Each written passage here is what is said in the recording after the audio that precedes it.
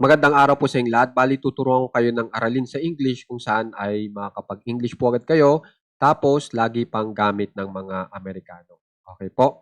So, napakadali lang po nito. Dalawang salita lamang at makakapag-English na po kayo ng marami. Okay? At yung gamit na gamit pa. Kaya, umpisa na po agad natin. So, kailangan nyo itong mai-master. Okay? Kasi talagang napakalaking tulong po nito kapag inyong natandaan. Kasi ang ituturo ko po sa inyo ay yung mga preposition na kung saan ay nasa dulo. Okay? At isa na nga po dito ay yung preposition in. Itong in ay nasa dulo. So paano ba tayo gagawa ng sentence na may preposition in sa dulo? So ito na po 'yun, 'di ba? At ito po yung mga magagawa nyong mensahe sa English. Itong pumuslit ka ng papasok, sneak in. Sumisid ka, dive in. Pumasok ka, get in. So, ang ibig lang sabihin dito sa get in o pumasok ka, yan po ay yung sa sasakyan. Pag pinapapasok ka na sa sasakyan, sa loob ng sasakyan. Okay? Tapos itong tumalon ka, papasok, jump in. Sumakay ka, hop in.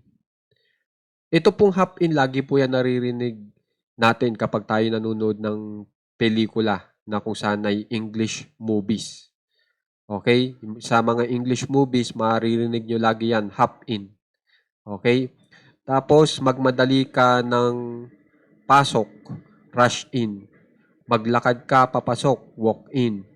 Humakbang ka, papasok, step in. Okay? Tapos, pumasok ka, go in. Tapos, pasok ka o kaya tuloy ka, come in. Bali, ang pagkakaiba po nitong pumasok ka at saka nitong pasok ka, pag in-English nyo ng go in o come in, itong come in, yung tao ay papalapit po sa nagsasalita o dun sa nagsalita ng pasok ka, papalapit. Yung go in naman, pag nagsalita ako, palayo ka. May papasukan ka pero palayo sa nagsalita. Yun po pagkakaiba ng dalawa. So, tandaan nyo na rin po yan para hindi na po kayo malito. Okay? So, napakadali lang po ng lesson natin, di ba, ngayon. Pero, gamit na gamit.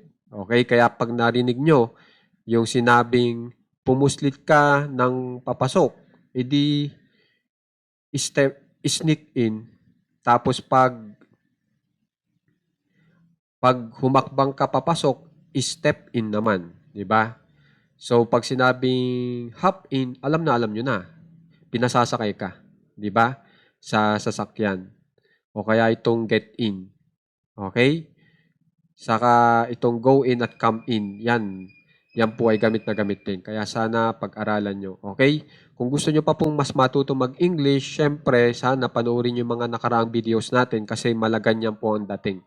Okay? Kung saan ay marami na po agad kayo matututunan na magagamit nyo rin po agad sa inyong pakikipag-usap sa inyong kaibigan na Amerikano. Diba? So, sana pag-aralan at good luck po.